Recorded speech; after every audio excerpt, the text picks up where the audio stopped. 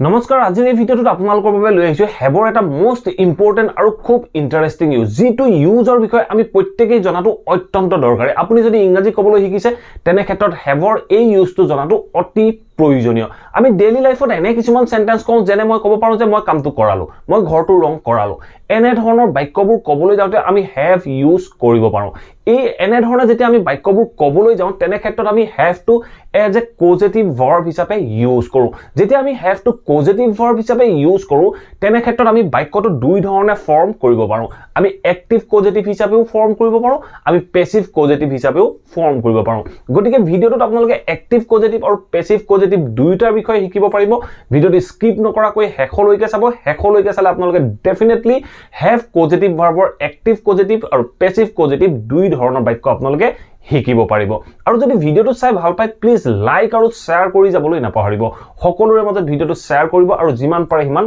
Like কৰি যাব আৰু যদি চেনেলটো সাবস্ক্ৰাইব কৰা নাই প্লিজ সাবস্ক্ৰাইব কৰি অল নটিফিকেশন অন কৰি ল'ব আৰু এইখিনিতে আপোনালোকক এটা কথা জনাই লওঁ আপোনালোকৰ মাজত বহুতো লাৰ্নাৰ্ছে মোলৈ ফোন কৰে ইংলিশ ক্লাছৰ বাবে অহা বিহুৰ পাছতে এটা ইংলিশ গ্ৰামাৰ ক্লাছ ষ্টাৰ্ট হ'ব 4 বজাৰ পৰা 5 বজালৈ হ'ব আপোনালোকৰ মাজত কোনোবাই যদি এই ক্লাছটোত এনৰোল হ'ব বিচাৰে তেনে ক্ষেত্ৰত আপোনালোকে ডেসক্ৰিপচন বক্সত এটা ফোন নম্বৰ পাব সেই ফোন নম্বৰটোত আপোনাৰ নাম আৰু এড্ৰেছ হোৱাটসঅ্যাপ কৰিলে আপোনাক কন্টাক্ট কৰা হ'ব আৰু আপুনি ক্লাছৰ সবিশেষ ল'ব পাৰিব সো আহক এটা ভিডিঅটো আৰম্ভ কৰো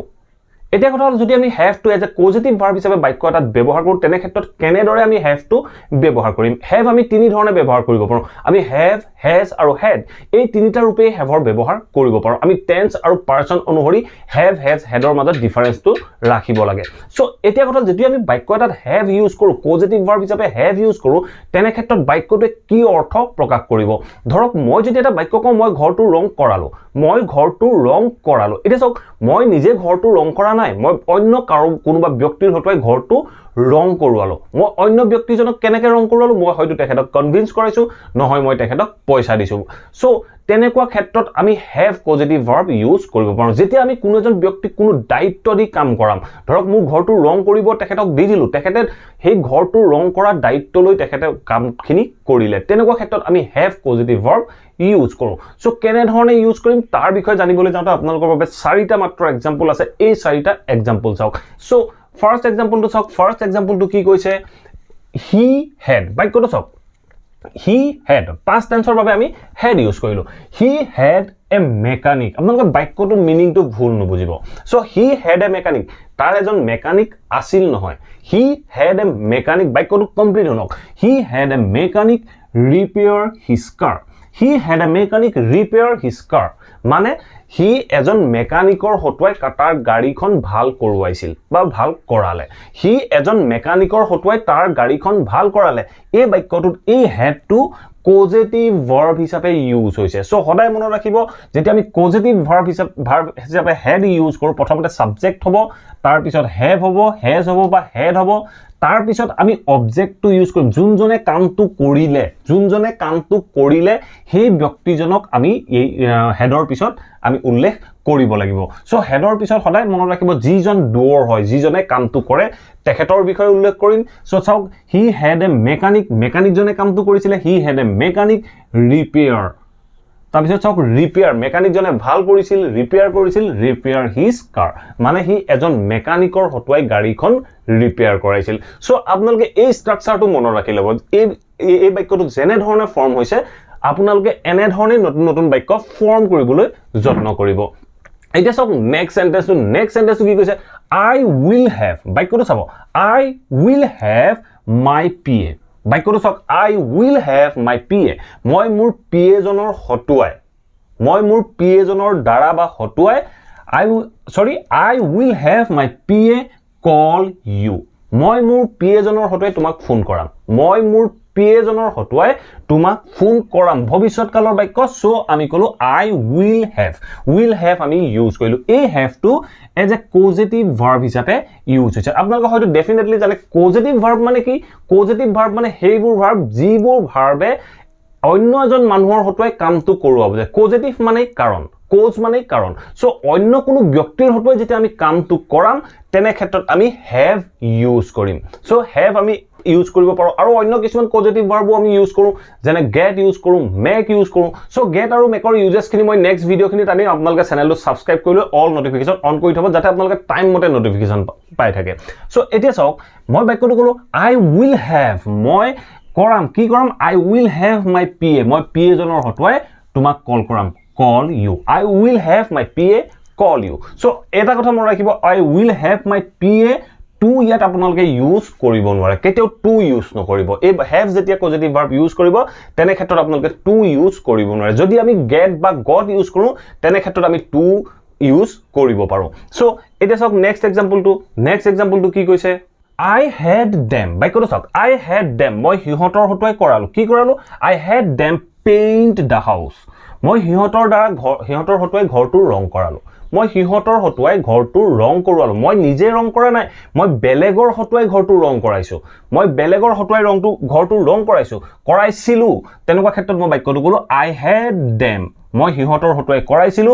paint the house ঘৰটো ৰং মই হিহতৰ হতুৱাই ঘৰটো ৰং কৰাইছিলো আপোনালোকে ভুল বুজিব যে I had them মোৰ হিহত আছিল paint the house ঘৰটো ৰং কৰাইছিলো সো তেনেকে নুবুজিব আপোনালোকে বুজিব লাগিব যে I had them paint the house মই হিহতৰ হতুৱাই ঘৰটো ৰং কৰাইছিলো এতিয়া এটা লাষ্ট এক্সাম্পল আছে লাষ্ট এক্সাম্পলটো চাওক কি কৈছে I have my servant বাক্যটো চাওক I have my servant cook food I have my servant মই মোৰ সাৰ্ভেন্ট জনৰ হতুৱাই ভাত বনোৱা মই মোৰ প্ৰেজেন্ট ইনডিফিনিট টেন্সৰ বাক্য I have my servant মই মোৰ সাৰ্ভেন্ট জনৰ হতুৱাই cook food ভাত বনোৱা বা আহাৰ বনোৱা তেনেকুৱা ক্ষেত্ৰত আমি have as a causative verb হিচাপে আমি এই বাক্যকেইটাত ইউজ কৰিলো এতিয়া কথা হল এই বাক্যকেইটা এক্টিভ কজেটিভ খুব কম ইউজ হোৱা দেখিবলৈ পোৱা যায় ম্যাক্সিমাম আপোনাৰ পেসিভ কজেটিভ ইউজ হয় সো পেসিভ কজেটিভৰ বিষয়ে আমি মেইনলি জানিব লাগিব সো পেসিভ কজেটিভ সৰি এই বাক্যবোৰ আমি কেনে ধৰণে পেসিভ কৰিম সো তাৰ বিষয়ে জানিবলৈ যাওঁতে প্ৰথমতে মই আপোনালোকৰ বাবে এই সেন্টেন্সবোৰৰ তলত পেসিভ ফৰ্মটো লিখি লওঁ যাতে আপোনালোকে সহজে বুজি পায় এতিয়া সো আমি এই বাক্যবোৰ আমি কেনে ধৰণে পেসিভ কৰিম এই বাক্যবোৰ পেসিভ কৰিবলৈ যাতে হঠাই এটা কথা মনত ৰাখিব এই বাক্যবোৰ হেকত ভাৰ্বটো ইউজ হয় ভাৰ্বটো হঠাই থাৰ্ড ফৰ্মত ইউজ হয় ভাৰ্বটো হঠাই থাৰ্ড ফৰ্মত ইউজ হ'ব আৰু যিজনে কামটো কৰিব আৰু যিটো কাম কৰিব মানে যিজন ডুঅৰ হয় আৰু যিটো অবজেক্ট হয় ডুঅৰ আৰু অবজেক্টৰ মাজত যিটো পজিশন হয় পজিশনটোহে জাস্ট চেঞ্জ হ'ব দুইটা পজিশনৰ চেঞ্জ হ'ব আৰু ভাৰ্বটো থাৰ্ড ফৰ্মত ইউজ হ'ব কেনে ধৰণে ইউজ কৰিম তাৰ বিষয়ে চাবলৈ যাওঁতে আপোনালোকে এই এক্সাম্পল কেটা ভালদৰে নোটিস কৰিব লাগিব যদি এই এক্সাম্পল কেটা ভালদৰে নোটিস কৰে ভালদৰে 2-3 বাৰ ভিডিওটো ৰিপ্লে কৰি চাই ডেফিনেটলি আপোনালোকে শিকিব পাৰিব সো ফাৰ্স্ট এক্সাম্পলটো কি কৈছিল চাওক he had a mechanic repair his car he had a mechanic repair his car ইয়াৰ আগত মই ইয়াত my car বুলি লিখি থোৱা থাকিলে সৰি আপোনালোকে হেতু কাৰেকচন কৰি লব মই পিছত দেখিছো ইয়াত his car my car হৈ আছিল মই এতিয়া his car কৰি দিছো সো বাক্যটো চাওক he had a mechanic repair his car এই বাক্যটো আমি পেসিভ কৰিব লাগে পেসিভ কৰিবলৈ যাওঁতে মই কি কৈছিলো এই যেটো ডুঅৰ হয় এ মেকানিকটো যিজনে কামটো কৰে আৰু যেটো অবজেক্ট his car এই his car আৰু এই মেকানিকৰ মাজত আমি পজিশন দুটা চেঞ্জ কৰি ভাৰ্বটো থাৰ্ড ফৰ্মত লিখি দিলে আমাৰ পেসিভ ভয়েস কমপ্লিট সো এতিয়া আপোনালোকে ভাবিব পাৰে যে পেসিভ ভয়েসত বি ভাৰ্ব লাগে কিবা লাগে এই এই পজিটিভ ভাৰ্বৰ যিখিনি পেসিভ হয় এই পেসিভ খিনিত আমাক কোনো বি ভাৰ্বৰ দৰকাৰ নহয় আমি কেনে ধৰণে কৰিম চাওক সো I had ভাগেই থাকিব একেই আহিব বা he had ভাগে আহিলে he had এ মেকানিকৰ আৰু his car এ মেকানিক আৰু his car এই দুটাৰ মাজত আমি পজিশনটো চেঞ্জ কৰিব লাগে এই his car টো আমি এ মেকানিকৰ স্থানলৈ লৈ আহিব লাগে আমি ক'ব লাগে যে he had his car তেতিয়া আমি কম he had his car repaired ভাৰ্বৰ থাৰ্ড ফৰ্ম আমি ইউজ কৰিম আমি বাক্যটো কম যে he had his car repaired মানে হি গাড়ীখন ভাল কৰাইছিল কাৰ হতই ভাল কৰাইছিল আমি কবলে দৰকাৰ নাই আপোনালোকে ডেফিনেটলি জানে মই যদি কম মই গাড়ীখন ভাল কৰালো আপোনালোকে ডেফিনেটলি বুজি পাইছে কাৰ দ্বাৰা ভাল কৰালো সো আপোনালোকে বাই মেকানিক আপোনালোকে ইউজ কৰিব পাৰে এটা সব নেক্সট সেন্টেন্সটো কি আছিল I had them paint the house মানে মই হিহতক ঘৰটো ৰং কৰাইছিলো I had them paint the house মই হিহতক ঘৰটো ৰং কৰাইছিলো এই বাক্যটো যেতিয়া আমি পেসিভ কৰিবলৈ যাম আমি কি কৰিম আমি এই I had ভাগি আনিলো I had তাৰ পিছত চাওক এই them আছিল ন হিহতি কামটো কৰিছিল এই them টো আৰু paint the house এই the house আৰু them টোৰ মাজত আমি পজিশন দুটা চেঞ্জ কৰিব লাগে সো আমি কি কৰিম the house টো আগলৈ লৈ আহিম সো তেতিয়া আমি কম I had the house তাৰ পিছত ভাৰ্বৰ থাৰ্ড ফৰ্ম আমি ইউজ কৰিলো painted So আমাৰ passive voice complete. I had the house painted. I had the house painted. মই ঘৰটো ৰং কৰালো. So কাৰ হতুৱাই ৰং কৰালো হেতু আন্ডাৰষ্টেণ্ডিংৰ মাজত থাকে মই পেইন্টাৰৰ হতুৱাই ৰং কৰাব পাৰো মই কোনবা লৰাৰ হতুৱাই ৰং কৰাব পাৰো হেতু আপোনালোকে ডেফিনেটলি বুজি পাই যে কাৰোবাৰ হতুৱাই ঘৰটো ৰং কৰালো. So এটা সক নেক্সট সেন্টেন্স কি কৈছে I had সক বাক্যটো সক I had my hair cut. I had my hair cut. মই মোৰ চুলি কটালো বা মই মোৰ চুলি কটাইছিলো. I had my hair cut. মই মোৰ চুলি কটালো বা কটাইছিলো পাষ্টত কৈছো বাক্যটো. এই বাক্যটো সক I had আমি ইউজ কৰিলো তাৰ পিছত সক my hair হল এটা অবজেক্ট my hair অবজেক্ট আৰু cut ভাৰ্বৰ first form second form third form কাটেই থাকে গতিকে আমি কাটেই লিখিছো I had my hair cut. মই মোৰ চুলি কটালো বা কটাইছিলো. সো এই বাক্যটোত আপোনালোকক কবলৈ দৰকাৰ নাই মই কাৰ হতুৱাই চুলি কটালো আপোনালোকে ডেফিনেটলি জানে বাৰবাৰ বা নাপিতা চুলি কাটে. সো তেনে ক্ষেত্ৰত মই বাক্যটোত বাৰবাৰ কোনোবা হেবিলাক আমাক কবলৈ দৰকাৰ নাই. I had my hair cut. মই মোৰ চুলি কটালো বুলি ক'লে আপোনালোকে ডেফিনেটলি বুজি পালে আপুনি হলো নিশ্চয় বুজি পালে যে মই নাপিতৰ হতুৱাই চুলি কটাইছো. এতিয়া চাও আমি লাষ্ট এক্সাম্পলটো কি কৈছে she has her homework written. এই বাক্যটো চাওক she has her homework তাইৰ homework has written. তাইৰ homework লিখায় তাইৰ homework লিখায় কাৰ হতুৱাই লিখায় ধৰক মোৰ হতুৱাই লিখায় she has her homework written by me. she has her homework written by me.